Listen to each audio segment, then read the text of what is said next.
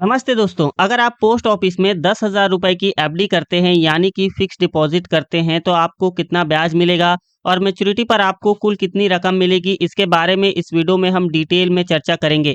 साथ ही इसे एसबीआई की एफडी से कंपेयर करके भी बताने वाले हैं। तो वीडियो को शुरू से लेकर लास्ट तक जरूर देखना और यदि आप हमारे चैनल पर नए हो तो चैनल को सब्सक्राइब करके बेल आइकन को प्रेस जरूर कर देना। दोस्तों, एक सवाल आपके मन में ज़रूर आ रहा होगा कि जब बैंक में एफडी ऑप्शन है तो फिर हम पोस्ट ऑफिस में एफडी क्यों ही करवाएं। पोस्ट ऑफिस और एसबीआई दोनों ही सरकारी संस्थान हैं, तो फिर हम अपनी मेहनत की कमाई कहाँ निवेश करें, पोस्ट ऑफिस की एफडी में करें या फिर एसबीआई की एफडी में करें। जब बात इन्वेस्टमेंट की आती है तो सबसे पहले हमारे मन में क्या सवाल आता है, भाई मेरा पैसा सुरक्षित तो रहेगा ना। दोस्तों, पोस्ट ऑफिस की एफडी पर आपको मिलती है सोवरियन गारंटी। ये सुनने में थोड़ा भारी भरकम शब्द लग सकता है, लेकिन इसका मतलब बहुत ही आसान है। आपके पैसे की 100% गारंटी भारत सरकार खुद लेती है। चाहे आप इसमें 10,000 रुपए की एफडी कराएं या फिर आप इसमें 1,00,000 रुपए की एफडी कराएं, आपका प्रिंसिपल अमाउंट और उस पे मिलने वाला ब्याज पूरी तरह से सुरक्षित होता है। इससे ज़्यादा सेफ्टी आपको इंडिया में कहीं और नहीं देखने को मिलेगी। दूसरी तरफ आती है दोस्तों बैंक की एफडी। सेफ तो होती है, लेकिन एक यहाँ पर छोटा सा परंतु लग जाता है। बैंक में आपका पैसा डीआईसीजीसी नाम के एक संस्था के द्वारा इंश्योर्ड होता है, जो कि मैक्सिमम 5,00,000 रुपए तक ही इंश्योर्ड रहता है। आप दुनिया के किसी भी बैंक में एफडी करा ले या फिर इन्वेस्टमेंट कर ले या फिर उसमें आप पैसा जमा रख ले, अगर बैंक डूब जाती है तो 5,00,000 रुपए तक आरबीआई के द्वारा आपको सुरक्षित मिल जाती है। दोस्तों, पोस्ट ऑफिस में ब्याज दर हर 3 महीने में सरकार द्वारा रिवाइज की जाती है। पोस्ट ऑफिस की ब्याज दरें बड़े सरकारी बैंक और निजी बैंकों के बराबर उससे थोड़ी बेहतर ही होती है और खासकर लंबी अवधि यानी कि लॉन्ग टर्म में और भी बेहतर माना जाता है। आइए जानते हैं कि पोस्ट ऑफिस कितना इंटरेस्ट देती है। तो अगर आप पोस्ट ऑफिस में 1 साल की एफडी करते हैं तो आपको 6.9% का ब्याज मिलता है। 2 साल की एफडी करते हैं तो 7% तक का ब्याज मिलता है। 3 साल की एफडी करते हैं तो आपको 7.1% तक का ब्याज मिलता है और 5 साल की एफडी करते हैं तो 7.5% तक का ब्याज मिलता है। अब आइए दोस्तों, देखने में तो दोनों ही भरोसेमंद नाम हैं, लेकिन ब्याज दर इंटरेस्ट रेट के मामले में दोनों में कुछ अहम फर्क है। आइए इस डिफरेंस को समझते हैं। सबसे पहले दोस्तों हम जनरल पब्लिक के लिए कंपेयर करके देखते हैं। अगर आप 1 साल की एफडी करते हैं तो पोस्ट ऑफिस आपको 6.90% का ब्याज देता है और स्टेट बैंक ऑफ इंडिया आपको 6.25% का ब्याज देता है। यहाँ पर अगर आप डिफरेंस देखोगे तो पोस्ट ऑफिस 0.65% से ज्यादा ब्याज दे रहा है।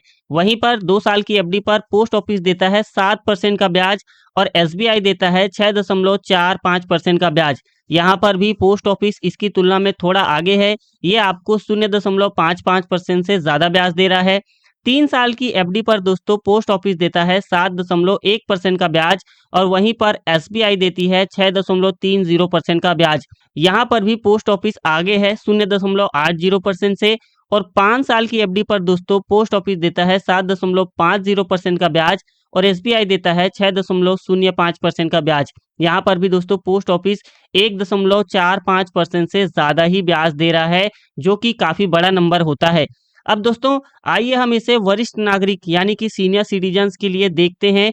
तो सीनियर सिटीजन्स के लिए एसबीआई 0.50% का एक्स्ट्रा ब्याज देता है और पोस्ट ऑफिस में सबके लिए ब्याज दरें एक बराबर होती है। तो चलिए इसे कंपेयर करते हैं।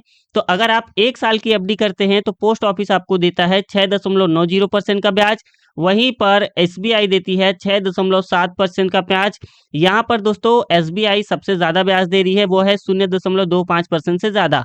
2 साल की एफडी पर पोस्ट ऑफिस देता है 7% का ब्याज, एसबीआई देता है सीनियर सिटीजन्स को 6.95% का ब्याज।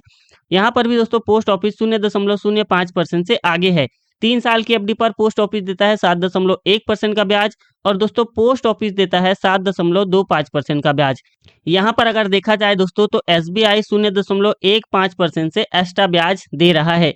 5 साल की एफडी पर दोस्तों पोस्ट ऑफिस देती है 7.50% का ब्याज और एसबीआई देती है 7.50% का ब्याज। तो यहाँ पर अंतर नहीं है, यहाँ पर दोनों बराबर ही देखने को मिल जाते हैं।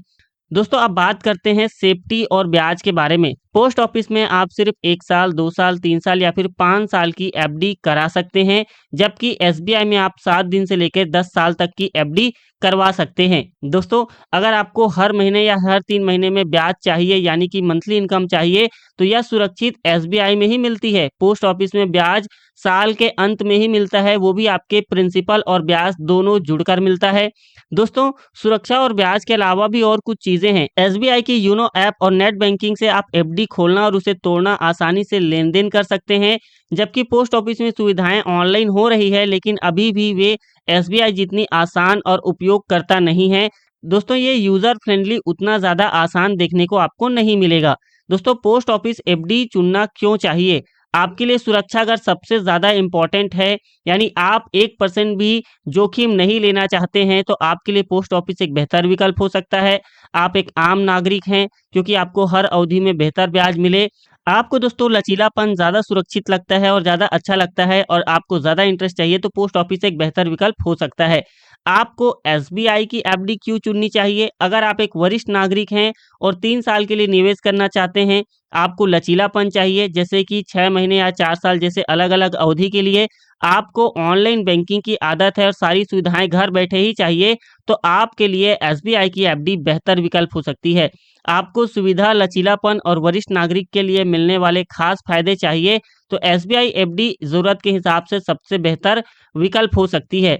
अब दोस्तों, बात करते हैं टैक्सेस की। तो अगर आपकी उम्र 60 साल से कम है और आपका 1 साल का कुल ब्याज 50,000 से भी ज़्यादा हो जाता है, तब आपको डाकघर टीडीएस काटेगा। अगर आपकी उम्र 60 वर्ष से ऊपर है, तो यह सीमा 1 लाख रुपए भी हो सकती है। दोस्तों, अगर आप 10,000 रुपए की एफडी करने के बारे में सोच रहे हैं, इसलिए आप एक छोटे निवेशक हैं, तो आपको यहाँ पर चिंता करने की कोई ज़रूरत नहीं है। आपको कोई भी ब्याज नहीं देना पड़ेगा। दोस्तों, अब बात करते हैं दोस्तों, इसके लिए कौन-कौन से डॉक्यूमेंट चाहिए होते हैं। सबसे पहला आपका आधार कार्ड, दूसरा पैन कार्ड और तीसरा 2 से 3 पासपोर्ट साइज फ़ोटो। अब दोस्तों, आइए जानते हैं कि अगर आप 10,000 रुपए की एफडी करते हैं, तो पोस्ट ऑफिस में आपको कितना ब्याज देखने को मिलेगा। तो दोस्तों, अगर आप 10,000 रुपए की एफडी करते हैं, तो आपका एस्टिमेटेड रिटर्न्स होगा 708 रुपए, और आपके लगभग फाइनल पैसे की वैल्यू हो जाती है 10,708 रुपए। अगर आप 20,000 रुपए की एफडी करते हैं, तो आपका एस्टिमेटेड रिटर्न्स होगा दोस्तों 1,416 रुपए, और आपके लगभग फाइनल पैसे की वैल्यू हो जाती है 21,416 रुपए तक का। अगर आप 30,000 रुपए की एफडी करते हैं, तो आपका एस्टिमेटेड रिटर्न्स होगा 2,124 रुपए, और आपके लगभग फाइनल पैसे की वैल्यू हो जाती है 32,124 रुपए तक का।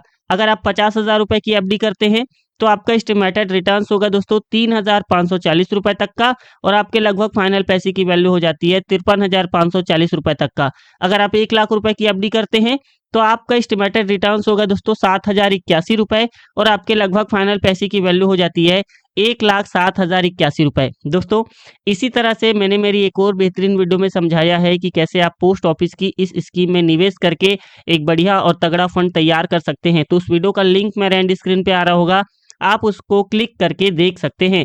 दोस्तों, ये वीडियो सिर्फ एजुकेशन पर्पस के लिए है। इस वीडियो में दी गई सारी जानकारी सरकारी सोर्सेस पर आधारित है, वर्तमान ब्याज दरों पर आधारित है, गारंटी नहीं है। यह एक अनुमान है, भविष्य में दरें बदल सकती है। इन्वेस्टमेंट करने से पहले अपने नियरेस्ट पोस्ट ऑफिस या फिर एसबीआई बैंक में जाकर या फिर उनके ऑफिशियल वेबसाइट से rate and term and condition को कंफर्म करें।